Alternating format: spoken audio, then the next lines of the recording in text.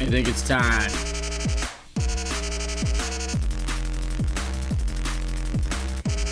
What up? It's Adam Odes. Welcome back, yes, back to the next episode of whatever the hell this is called. I know I call it, wait, what did I call it? The Nerd Rage podcast, something like that. Whatever. Okay, you guys know I don't. It's sad, isn't it? Alright, so I only got 2 topics today because I think the last one's going to take a long time to get through.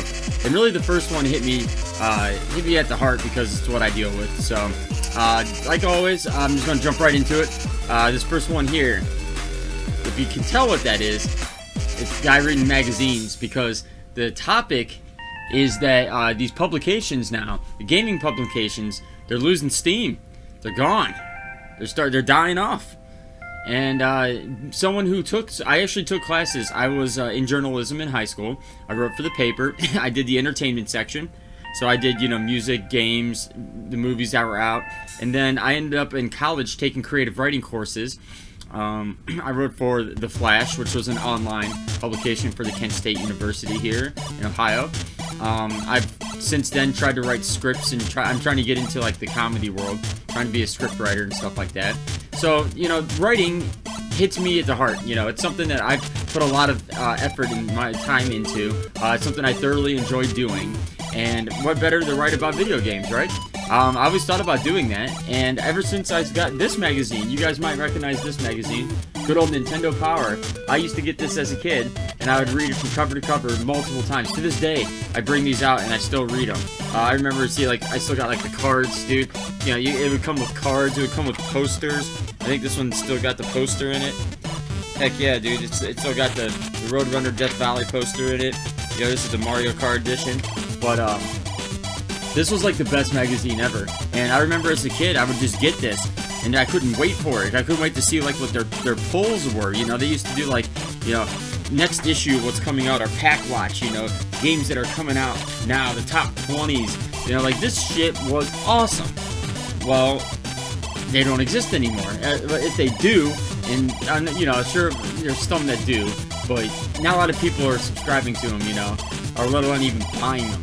And I think the reason is, well, I got 3 reasons here. The first one is money. The money is just not there, and it's because of technology. It's because of like what we're doing right now.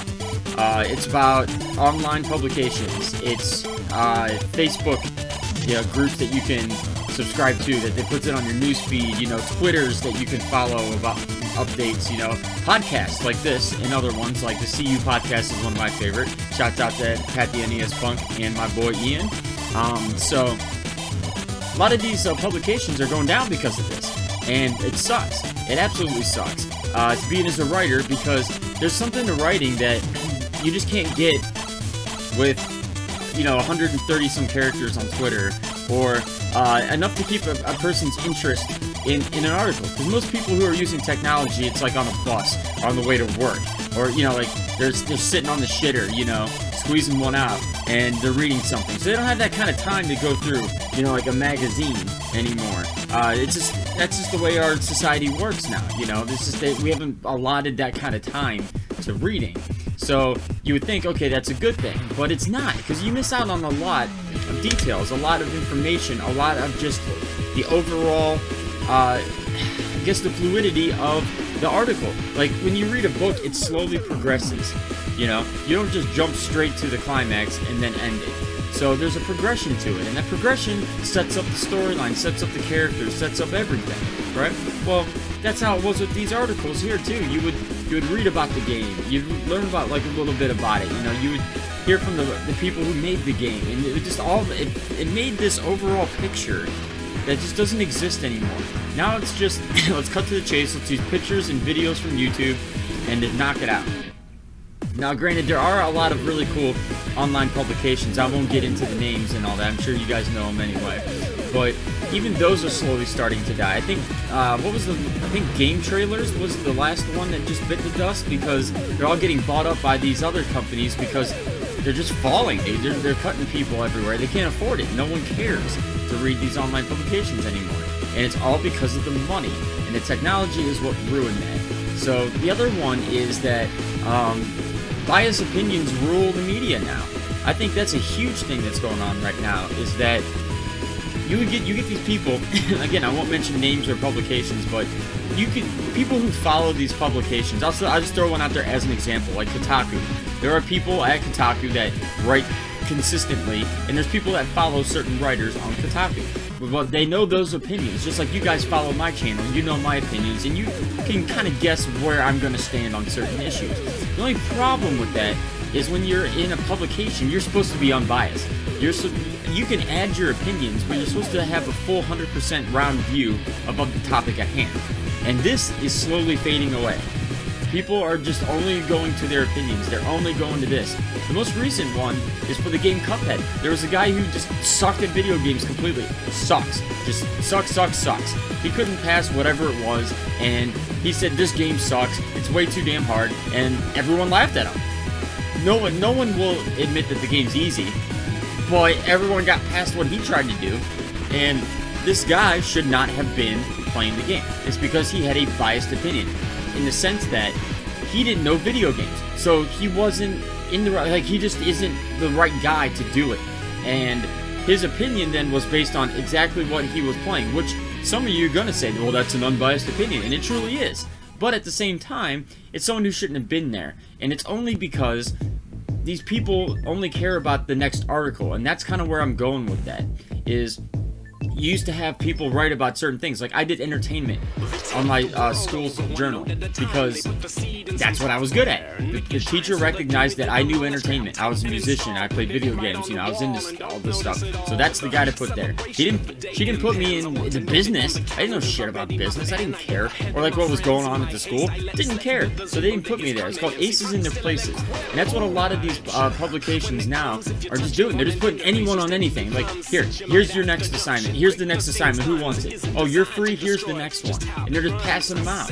And that hurts. It hurts the article. It hurts the publicist company. Like, it just hurts everyone.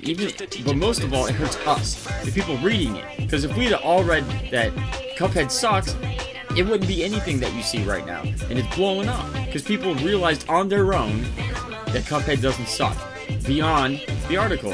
And that shouldn't happen. It just shouldn't happen. If you have someone who's unbiased, they should go in there with a free mind and see it for what it is and go, this is pretty cool. Even though I can't play it, it's still pretty goddamn cool. Because see, that's an unbiased opinion. A lot of times that, like, okay, for example, Majora's Mask. Absolutely hate Majora's Mask. Hate it. The game bothers me to no end.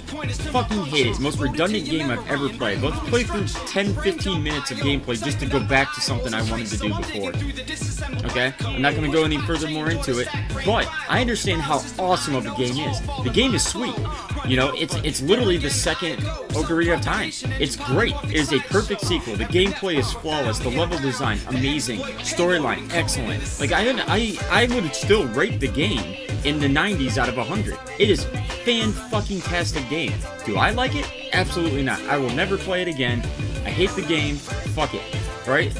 But as a journalist, I have to go by something not in my opinion. I didn't like it. But that doesn't change the game. The game is still a game. Kind of like if I had a hole this big and I gave you a tiny pea to throw through it, you'd be like, okay, that's easy. You're gonna find someone who has no eye-hand coordination and they're gonna miss a lot.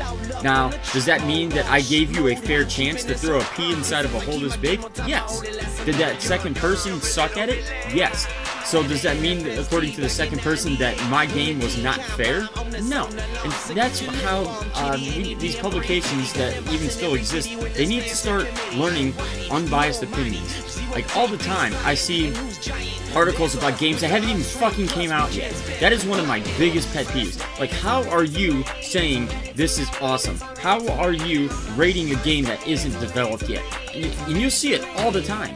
And the other thing is that these opinions of these things happen instantly. Like, the second they hear something happening, they're like, we gotta write an article, we gotta get it out today, it just broke the news. They have no idea what's happening. They don't do their research, they don't make sure that their facts are checked. They just go, pump this shit out, here it is. And that is terrible. It creates rumors, it creates false opinions. It's bad. And that is what's ruining what's left of these online publications, which which is why shit like this was so good. Because this magazine, for example, knew that they had to get their shit straight, they had to get their facts right, because they are printing something and sending it to people.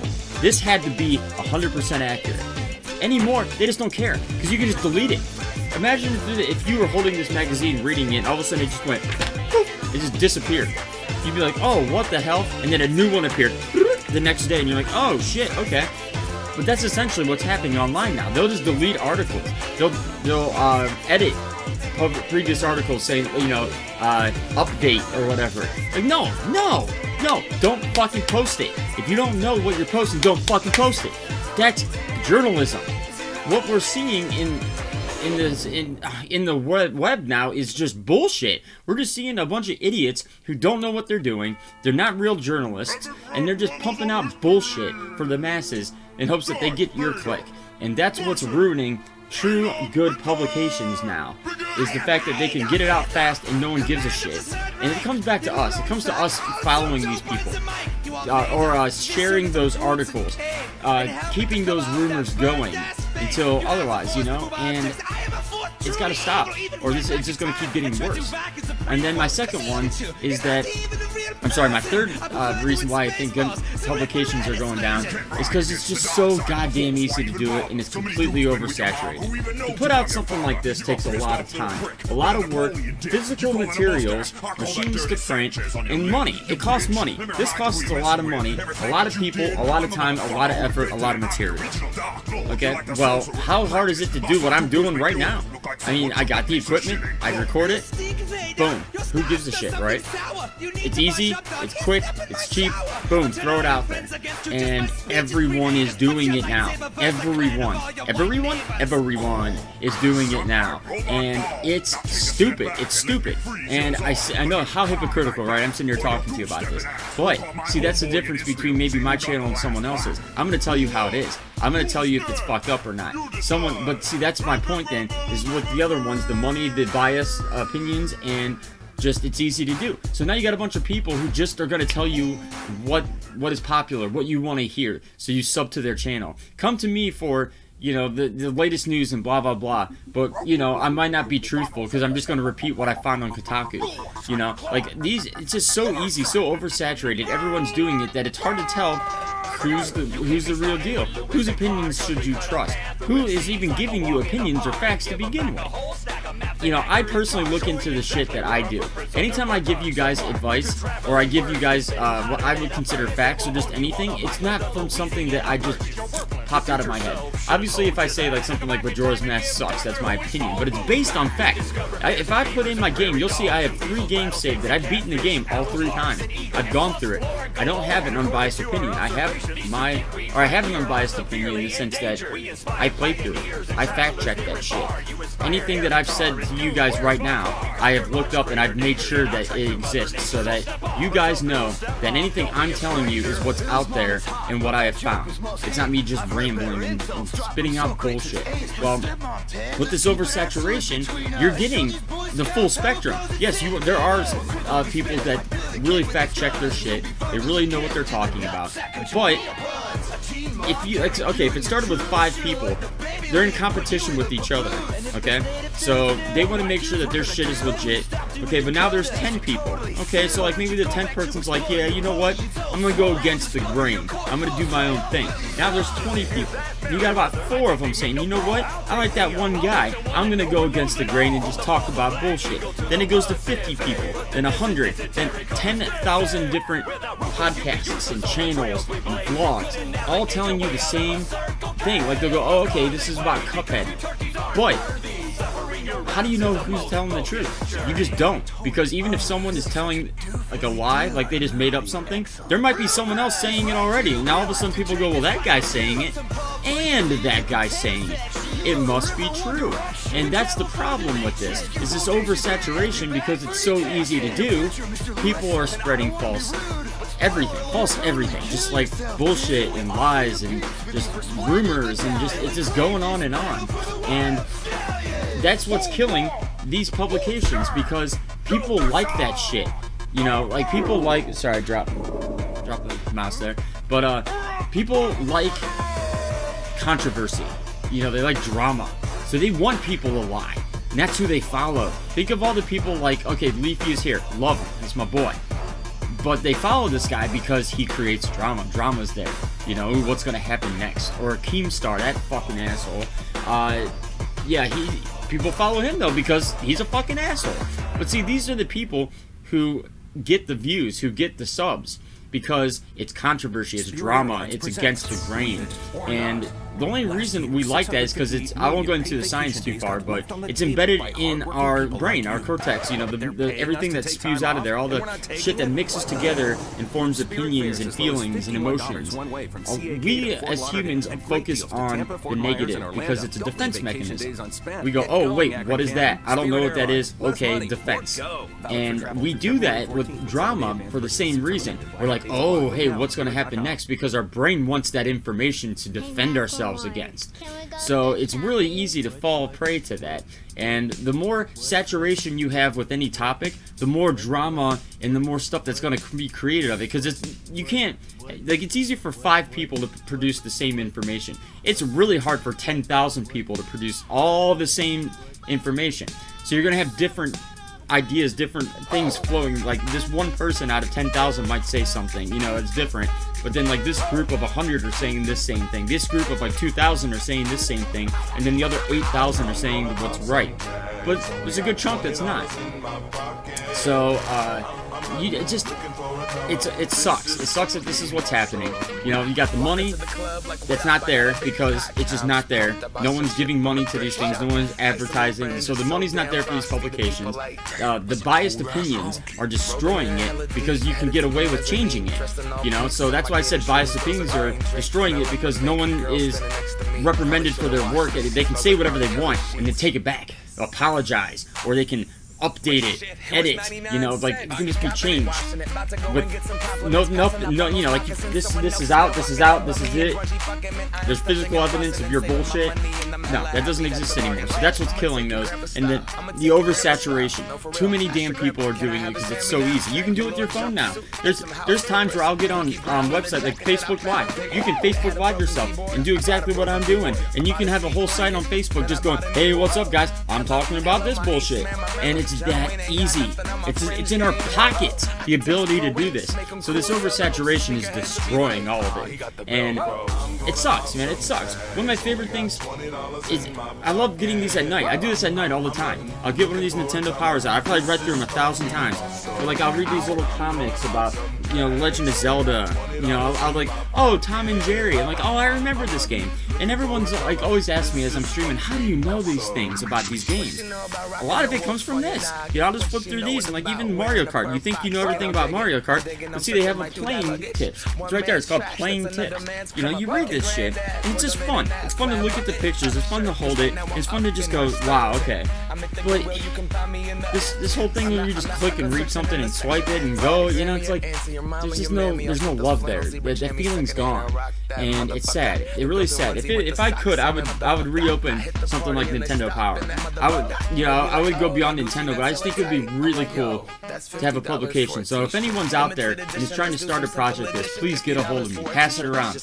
I am great at doing this. I have the ability, I have the means necessary, and I have the drive to do it.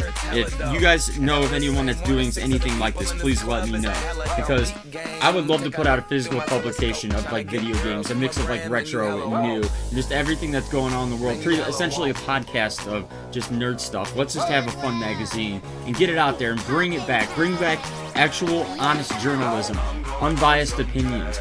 You know, who cares about if we're just making enough to pass the magazine? Let's just do something. Let's make a change. Let's go back to something that's trusted, something that when you hold this, you know what's in your hands is what's real, because that is slowly dying, unfortunately. So, okay, next topic, last topic, because this one's going to take a minute, but I think you guys will like it. You guys know me, Super Nintendo, Mini NES, SNES came out. Alright, so I'm going to go through the list of games, like I did with the NES Classic.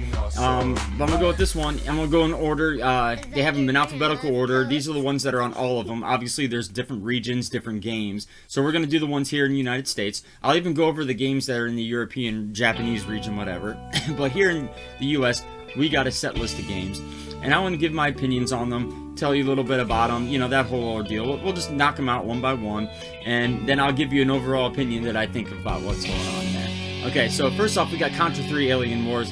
Great game, but that's another one that's like Majora's Mask for me, where it's a great game. I would rate it really high, but I fucking hate it. It's way too goddamn hard, and the co-op is just insanely stupid. Like, there's just too many little, like, even the first level where you have to, like, run across that wire and the little things are coming up, like, it's so hard to not push each other into these, it's chaos. It's fucking chaos. I'm not a big fan. Give me original Contra any day. But, obviously, original Contra's on the NES. So, for Super NES, Contra 3 Alien Wars, great Konami game, 2-player action. I'm gonna give it a thumbs up. A lot of people will like it, so I'm gonna give it a thumbs up. Okay, next one's Donkey Kong Country. Holy shit. For you guys, you know, well, for those who don't know my channel and know me, I've been playing these games since I was a little kid. I actually entered tournaments as a kid as well. My parents were actually very supportive in me playing video games, and I entered a tournament for Blockbuster, and I won some Pogs. Do you guys remember Pogs? In fact, I might even still have them. I don't even know what just happened there, but here's my little box of Pogs. You guys might remember these. They're like little milk caps, and I actually won some of these at a Blockbuster tournament for playing Donkey Kong Country, and it was fucking amazing. I won first place. I got some Pogs. In fact, there's one right now. There it is, little Diddy Kong Pog, and they had all the Donkey Kong Country things, and I won this tournament. I got those. I got some Marvel DC cards, you know, the little Fleer Ultra cards, you know, I used to collect. I still have all of them. I have like the entire set of all the Fleer Marvel cards. But anyways, off topic. I won a tournament playing this game. I fucking love it. It's a staple when people actually come over here and play with me. You know, we'll pop it in. Love the game. Here it is actually. Watch this. My boys. This is a great game. This is probably one of the best games on the system. It's so awesome that they dropped it on this mini NES. I think this is one of the top 3 games on there you will get the most play of. Maybe not like my favorite 3, but you'll get the most play out of this, especially co-op. Fucking amazing game. 2 thumbs up on that one. Okay, so Final Fantasy VI. Oh shit. So this is also Final Fantasy 3 to us in America. This is a great game. This is probably...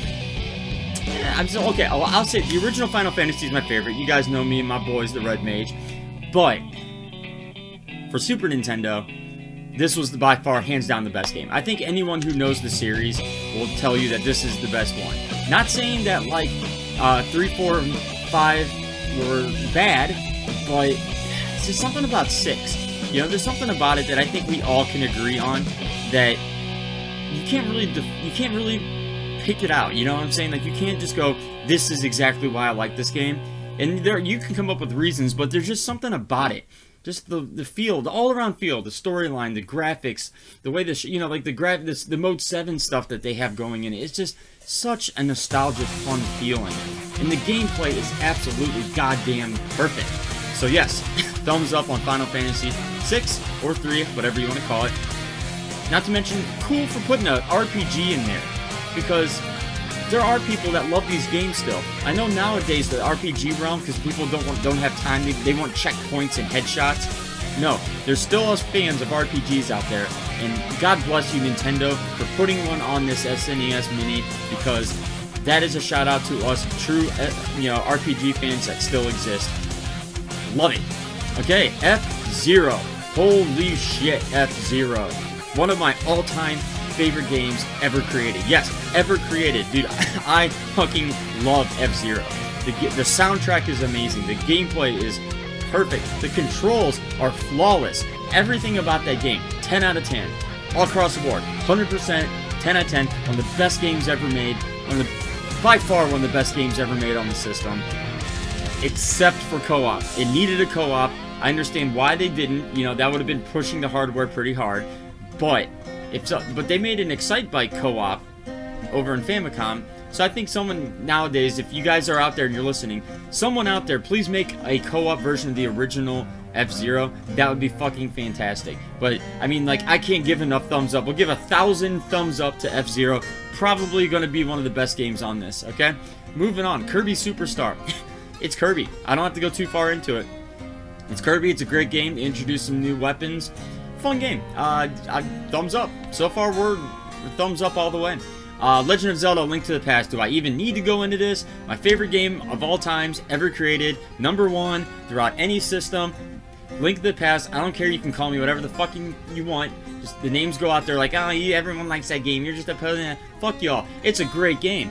That's why everyone likes it. So shut the fuck up. It's a great game. We all love it. If you just want to be the little piss poor guy that goes, yeah, I don't like this game because everyone likes it, then fuck yourself, because you're missing out on one of the best games ever. Legend of Zelda: Link to the Past, 1,000,000 thumbs up. Best game on there, without even looking on the list, because it's the best game ever created. Baya, Link to the Past, you win. Fucking 1,000,000 thumbs up. Okay, so the next one, Mega Man X. You all know that I love this game. If you aren't familiar with my channel, please check out my YouTube down below. You see the link. You're obviously probably watching this on my YouTube. I did a Mega Man X challenge where I did the 100% speed run, everything, even the Hadouken that people don't know about. Game's freaking amazing. I'm not even going to say more about it. Thumbs up all the way. Okay, Secret of Mana. Holy shit, Secret of Mana? Like, who? Secret of Mana? I'm surprised that that's on there. Not because it's a bad game. No, I love Secret of Mana. That is probably one of the best games. I mean, dude, it's Secret of Mana. Fucking awesome, you know? So, I'm just surprised that that one's on there. Only because it just wasn't like it's popular now. See, there's a difference between popular now and popular then.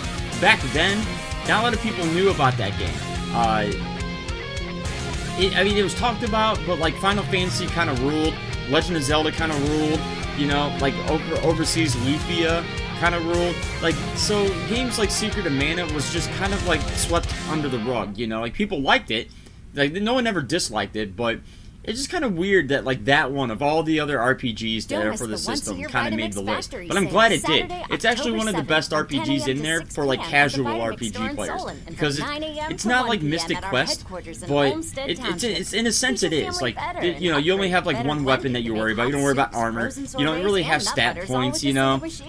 Like, your weapons do, but it's only one stat point, you know, how much damage. So it's a very basic rundown of the RPG setup, and I think it's a great addition to there. I think it might actually get people into playing more RPGs. So we'll see. So thumbs up for that.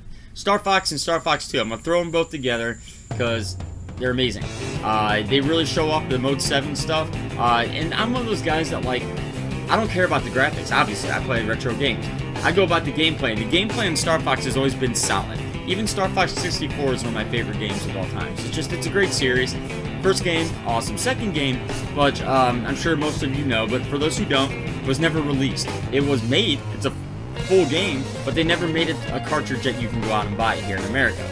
So this is really cool. This is really cool, because this is our first legal time that we can actually play the game. You know, Nintendo has given us Star Fox 2 for the first time ever. Believe it or not, even though it's like 20 years old, this is the first time we've had our hands on an actual copy of Star Fox 2 that we have purchased by Nintendo. So this is really freaking cool. I've got to play, I think it was like 10-15 minutes of it. I got the first couple levels down. I own the game. I actually have a version of it. I spent a lot of money on the actual physical copy that someone made as a repro. But it's hard. It's hard. It's different. It actually introduced new styles. And I think maybe that's why they saved the game for Star Fox 64. Just because they tried so many new things, so many, you know, new machines. It's not just the R-Wing. It's they get into the different modes, you know. And it's really cool. It has like this sandbox feel and everything. It's a really neat game. For you true fans out there, it's a shit of a challenge though. Holy crap, I couldn't figure it out for the most part. But I didn't put that much time into it either. So, unbiased opinion, you know, it was a great game. I had troubles with it, but again, if I went back to it, I probably loved it just as much as the first one. So thumbs up to both of those games. Hell yeah. We have Super Ghouls and Ghosts. Fuck those games. I hate them. They're too damn hard. They're not fun.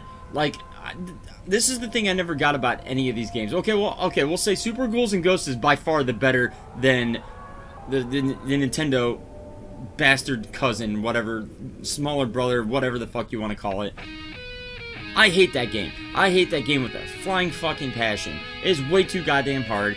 The gameplay is just like every other, like, it's not that good. I never got this game. I call it the Donnie Darko syndrome, where the game is, where, you know, Donnie Darko is okay at best, but everyone thought it was the most amazing thing, and it's like a cult classic, and it's, no, it's an okay movie that people think it's cooler than it really is, and they think it's cooler to say they like it.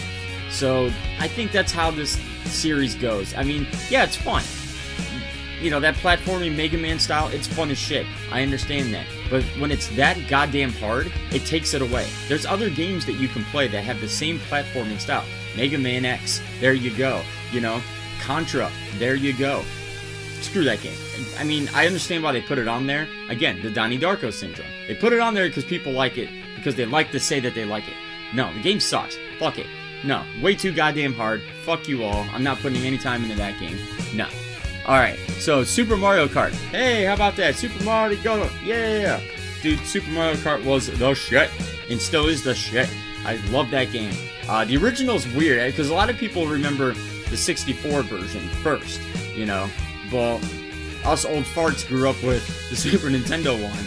And the 64 one blew our goddamn minds. We're like, oh god, this is crazy. But no, it started with Mario Kart, because we were used to, you know, like the Nintendo games where the full track is on the screen and you just see one little pixel go. All of a sudden now, this had sort of a 3D view to that. It was still the same, like, one screen thing. You were just, like, third person behind the car instead of in the top-down view. And it was pretty amazing. And it blew our minds. We get to play as our favorite characters in Mario. You know, all these tracks were good. The soundtrack was okay. You know, not too memorable, but it was good. Just the gameplay was solid. It was fun. It was quick, co-op, amazing game. Thumbs up. Definitely should have been on there, and I'm glad it was. Okay, so now it looks like we got... Oh, Mario RPG. That is probably my favorite RPG. I know I said Legend of Zelda: Link to the Past, but I don't consider Zelda's RPGs. I don't really consider it role-playing. You're playing as Link, but you're not, like, developing Link. You're getting new items, but you're not, like, leveling them up. You're not... You know what I'm saying? Like, Super Mario RPG, you are picking what characters you want to make part of your team, choosing what to do with their ability points, and stuff like that. So it is a true RPG in my eyes, and it's fucking amazing. It's my favorite RPG above the Final Fantasy series on the Super Nintendo. Why? Because it's just so perfect. It's like in the middle. It has just enough difficulty that makes you have to figure out what you need to do. It's not just like, because in Final Fantasy you can level yourself up to a certain degree and then just steamroll everything, which I mean you can do in Super Mario RPG, but not really. It would take you so many hours because of the way they have it set up that it's just a waste of your time. It's better to learn the strategies, and it's just fun. It has a lightheartedness to it. It's very cartoony. It's very fun. Mario is, you know, they don't use words. You know, they don't speak, so it's all like mind stuff. But it's actually really cool, and I just love it. I love the storyline. The level design is just fantastic. The controls are perfect. I like the turn-based system. I like the simplicity of the numbers. Like Final Fantasy gets into like 10,000 damage. Like 10,000? Dude, like Mario you get like 100 damage. And see, I think that's so much more fun. Like it's just, there's no point in 10,000. Hundreds are perfect. You know, like I did 120 damage. You feel accomplished. Once you hit over 1,000 damage in Final Fantasy, you're like, yeah, okay, I'm doing 1,000. You know, it loses that feeling. So that's why I love Super Mario RPG. It's just like the perfect amount of everything. That's not too crazy. You know, noobs and plebs can get into it. You know, and I love games like that. I love games that just, they know what they're doing with the genre, and they do it right, and they do it fairly, and they do it to a degree that you don't get bored, but at the same time you don't get frustrated. Super Mario RPG is the perfect blend of all RPG elements, and I absolutely love it. That's going to be the second favorite game that's on there. You know, obviously Legend of Zelda, hands down gets it. Oh my god, Anime Noguchi. I've seen these guys live. Fucking fantastic. Just had to point that out. But anyway, Super Mario RPG, thumbs up all the way. Booyah. Okay, so now we got Super Mario World, we'll break them up. Super Mario World, I won't spend too much time on because you guys know it. It's an amazing game. You had to put it on there, and I'm glad they did. What else can you say about it? Super Mario World's great. Super Mario World 2, Yoshi's Island, the game that everyone forgets that it's actually Super Mario World 2. But very fair thing to forget because it looks nothing like it.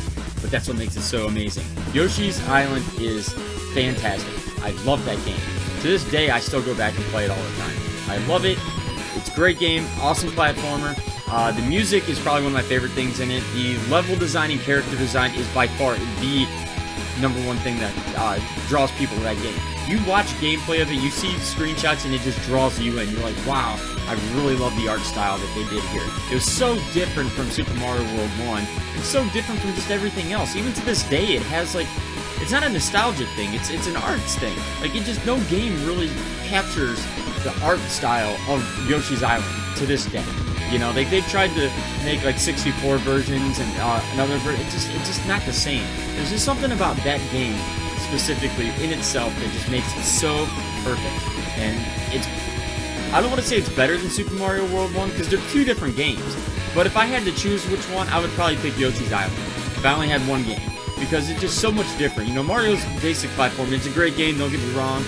But Yoshi's Island introduced so many new mechanics, so many different level features and designs, and it was just an amazing game all around. So different from everything else, and that's why I would pick it. Okay, so we got Super Metroid at the end. Holy shit, Super Metroid, right? Dude, Super freaking Metroid. What can you say about this game other than just beautiful, absolutely beautiful game? Just the feeling you get when you play Super Metroid. It's like, gosh, it's, I don't know how to describe it. Like, here, if you ever play Super Metroid for the first time, which is probably most of you not, even if it's not your first time, do this. Have all the lights out. Have all the lights out. Just the glow of your screen. Have nothing else. Don't touch your phones. Don't have music playing. No. Just let the ambiance of the game, like, just engulf you and develop. Just, it just sucks you in, dude. You're just part of this world. And, like, the soundtrack is amazing, which is Metroid is known for. The original Metroid did it perfectly too, but I think Super Metroid did it better. Just that the sounds and everything. There's, like, I mean, there's a soundtrack, but most of it's just like ambient music, and it just sucks you in. And you just feel like you're really, like, trapped on this planet, and you need to get the fuck out. And just the level design is amazing. Like, the first Metroid was very confusing because there was no map. You know, this one gives you a map now, and that right there is the key factor in Super Metroid, is the map system. Because to me, it's the same game. It's the same game as the first Metroid, just done better, obviously. But the map system and the save features and all of that make it so much better. So, I mean, you have to play this game. If you guys have not played this game, you got to. It's so good. Like, I think anyone who likes retro video games would like Super Metroid. That, like, you know, you can go into, like, even why people wouldn't like maybe Star Fox or Super Mario Kart or Super Mario RPG, you know, there's reasons. But Super Metroid has literally everything. Puzzle solving, platforming, you know, just like there's like just a little bit of everything. Even like RPG, you know, you level up your shit. You know, it has little elements of everything in there, and you can't deny how amazing it is. Okay, but that ends the list of games that are on every mini NES. So now we're going to go into the ones... Oh, what's up, Anarchy? We're going to go into the titles that were just on the Western SNES version, which is here in America. So there's only 6 of them, or 5 of them, sorry. But looking over the 2 lists, I'm kind of glad that we got these instead of their list. But we'll go over that later. Okay, so Earthbound. Holy shit, Earthbound. Now, I like Earthbound, but I think people give it a little too much credit. I mean, yes, it's fun, it's different, I mean, its art style is just unique as shit. The character designs are fun. I mean, everything about the game is absolutely amazing. And, I mean, I liked it, but at the same time, it's not a game that I'll go back and play. You know, like, it was fun to go through once. Amazing game to go through. And you're like, oh, cool. But Earthbound, I mean, like, I love Earthbound. Thumbs up. It's on the list. I love it. I'm glad it's there. Especially because it's like a $150 fucking game. Like, I don't own a copy. I'm not gonna spend $150 on a Super Nintendo game. So it's really cool because you can spend however much this thing costs. What, 80 bucks? And boom, you got Earthbound. So that's pretty sweet. So I'm glad it's on there for literally that reason. I think that would be my main reason why I'm glad Earthbound's on that Mini and SNES. Other than that, I'm not that big of an Earthbound fan. I think there's much better RPGs, even on this one. You got Super Mario RPG, you got, oh yeah, we can even throw Legend of Zelda in there, you got Final Fantasy VI. I mean, shit, dude. Play those. I mean, I would play through Earthbound, because, you know, you can, but I'd spend more of your time on the other ones, honestly. Okay, Kirby's Dream Course. Love Kirby's Dream Course. How many times have you guys seen me and my friends play that game on this channel? It is such a great co-op game. Like, it's essentially, it's like putt-putt mini-golf, but you get power-ups and you get stars, and there's all these weird courses, and you can jump, and you can, dude, it's such a fun game. It's probably one of the most fun games ever made. I'll even throw it on that list. Like, top 10 just fun games. Not the best games. Not, you know, I'm not breaking it down that way. Just saying, like, the games where every time you put it in, you're gonna have a good time. Every time you play it, it's gonna be fun. Like, one of those games is just awesome. And yeah, see, even Anarchy agrees with me that you got bored with Earthbound. Yeah, you get bored with it. But Kirby's Dream Course, 2 thumbs up. Co-op game, one of the best co-op games, I think. That's why you always see us playing it. It's so much fun to, like, battle over stars and fuck with each other, and it's such a good game. I think that's probably I'm gonna place that as the number 3 game on our version of the Mini SNES, because it's just so perfect of a game. It's always so much fun, you know, and if you have friends there, that's going to be the game that once you start playing, if you've never played it before, you're going to be hooked. It's so fun. So you're probably going to get the most play out of that game for sure. Okay, so now we got Street Fighter 2 Turbo, Hyper Fighting. I'm not sure why they picked this version of Street Fighter 2. I mean, I understand they want, you know, the full character roster, but I don't think this is the best the best Street Fighter game that they could have picked.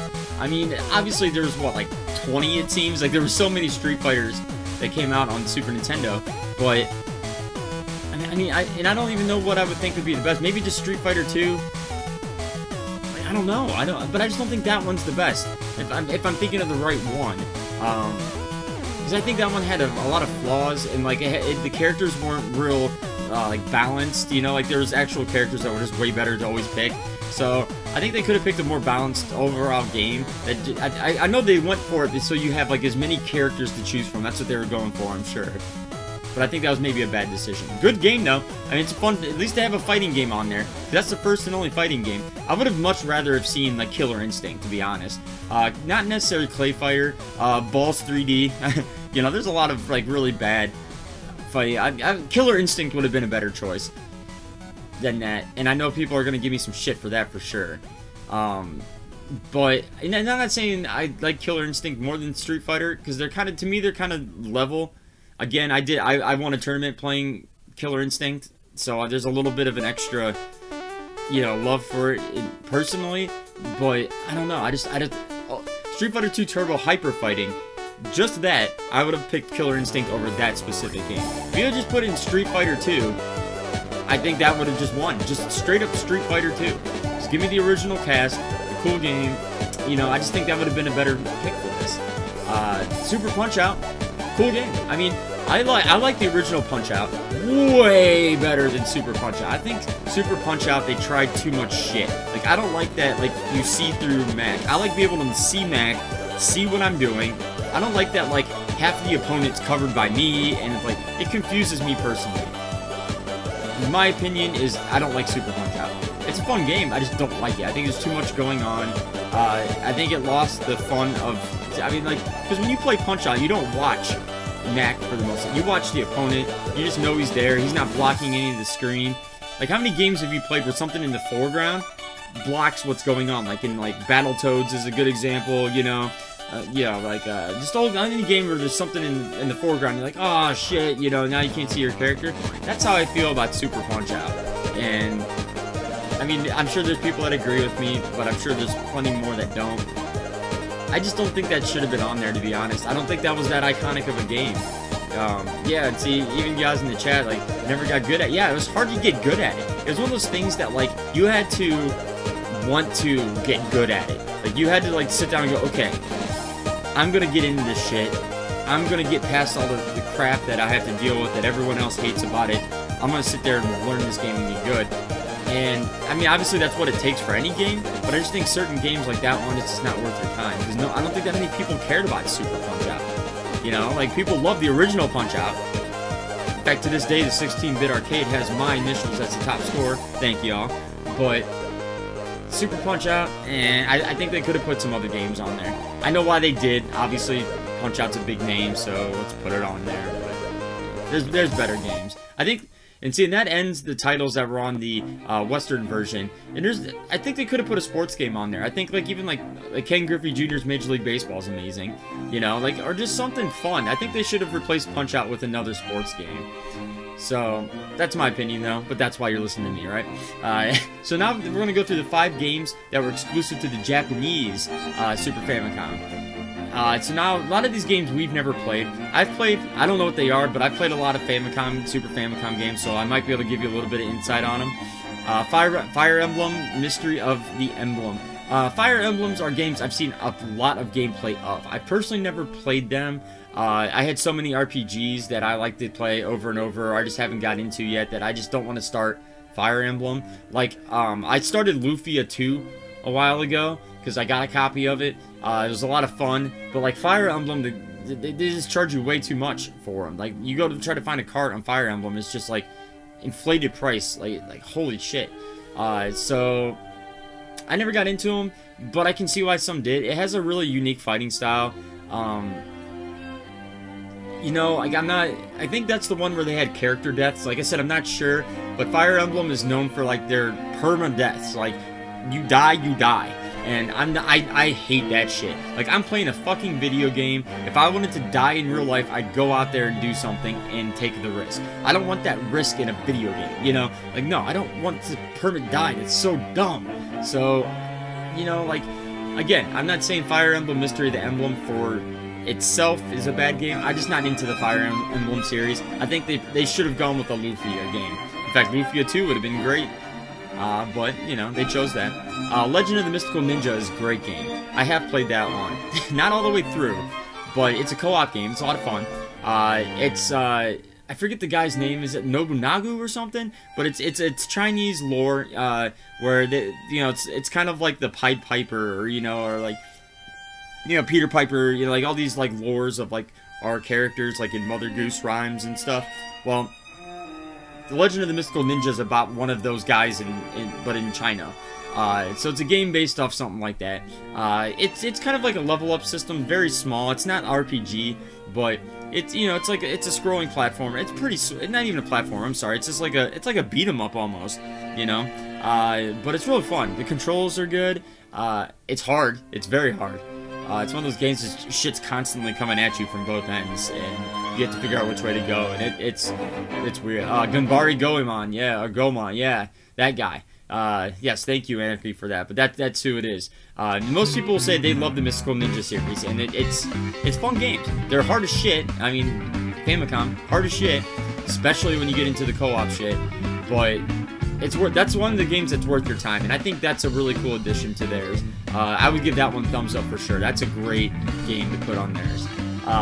Okay, this one's called Panel de Pon, or I don't know, it's like Paneldepon. This game, I have no idea what it's about from the title. Like, I'm clicking on it now. Oh, it's Tetris Attack. Oh, well, shit. Dude, I wish we got that game. Tetris Attack is amazing. Okay, well, for those who don't know, Tetris Attack, it was, I want to say it was the first co-op Tetris game on a console. Like, I know they had one for the handheld, like, you know, you can plug Game Boys and play against each other, but I think this was, like, the first one, well, on the system, you know, that you can play against someone else on the same screen, and, like, in the sense that, like, what you did affected them, like the old school Game Boy. Like, if you got, like, a Tetris, it would affect the other person's thing. Like, this had that aspect, but it had the characteristics of characters that you, like, added special ability. Yeah, I mean, it was just a really cool Tetris game. To this day, people still play Tetris Attack, and that's a really good game. I mean, that's one. Okay, take out Super Punch-Out, give us Tetris Attack all day, you know. And yes, it is different than Tetris 2. Tetris 2 is, I hate Tetris 2. I think Tetris 2 is the worst Tetris game ever made. Completely different games. Trust me, try Tetris Attack.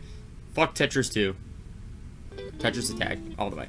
So Super Soccer, I mean, I've played so many soccer games. I'll click on it just to see like exactly, maybe it'll give like a screenshot of what this one is.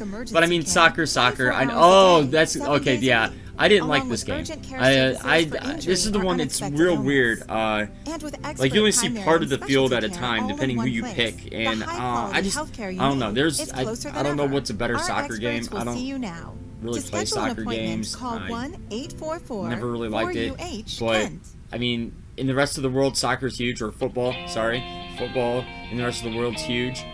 So I understand why they put it on there. At least they got a sports game. We got Super Punch-Out, yay! But I guess I'd take Super Punch-Out over Super Soccer, so I'll give it that. Okay, then see, look, Super Street Fighter 2, the new challengers. We should have got that game. That one's way better than Hyper Fighting, dude. See, okay, so now they got it right. Super Street Fighter New Challengers, thumbs up in my opinion. Way better game than Hyper Fighting. So I don't know why they gave a different Street Fighter to us. I'm sure they have their reasons. They always do. It's Nintendo. But yeah, they got the better one for sure. So okay, so my overall opinion on the SNES Classic Mini is what a deal. Like, okay, like the NES Mini was awesome. I mean, I get it. I like the whole idea. But like the library of games was good. It was good, but it didn't have games that like would break the bank, you know? Like most of the games that are on that system, like there was no like Little Samsons or Dinosaur Peak, these games that are worth like a shit ton of money. Whereas like on this one, you're getting your money's worth if you see it for that value. You know, obviously I'm a game collector. Most of you probably are as well. So you have most of the games that are on these minis, but like this SNES one, there's no way you have like Earthbound and shit, you know? Like, these are expensive games. Like, if you were to add up all the games, the value, I would bet it's about 500 bucks easily.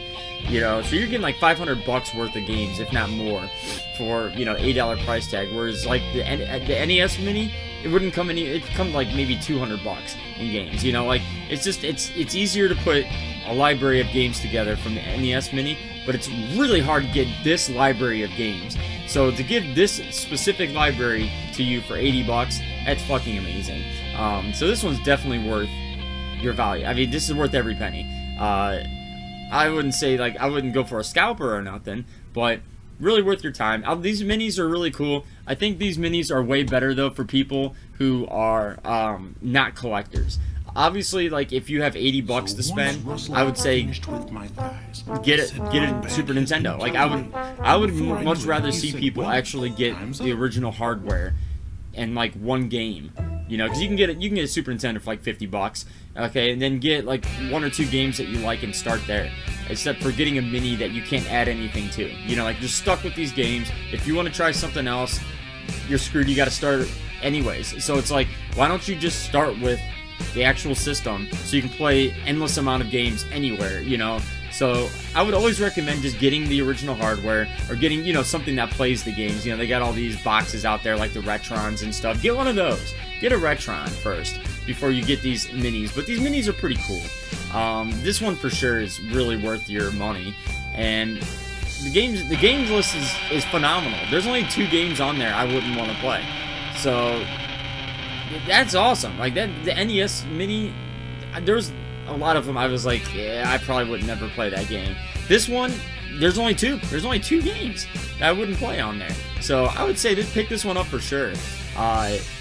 Again, though, just go with the original hardware. I'm going to keep saying that because why limit? Why limit? If you're going to play games, if you're a gamer and you're going to play games, do not limit yourself to plug and plays. So that's essentially what this is. It's a fancy-ass plug and play. And that's going to kill you. That's going to kill your mood. So you're like, someone else is going to mention, oh, you got to play this game. I can't. You know, you don't want to say that. You want to be like, okay, if I find it, I'll pick it up or let me borrow it. You know, like, you're just closing doors on everything else. Because there's so many good Super Nintendo games out there that you shouldn't have to limit yourself to like these 25 or whatever it is. But yeah, as the classic, boom, good deal. Thumbs up all the way. Get that. So yeah, I'm glad that we got to talk about some publications. We got to talk about the SNES Mini Classic. That's all I'm going to give you today. I usually do about an hour, and I knew that those 2 topics would take the hour. So thanks for joining me on the second, what would you call this, a podcast? I don't know, I call it a podcast, but we'll say the second episode of the podcast. I hope you guys enjoyed it. If you have any other topics, by all means, put them into the chat or if you're watching on YouTube, the comment section. I love to answer questions. Obviously, the more that this expands and people start watching, I'll get more and more user questions. I will answer them all. Obviously, there's like 1,000 questions, no, but I will get to everything I can.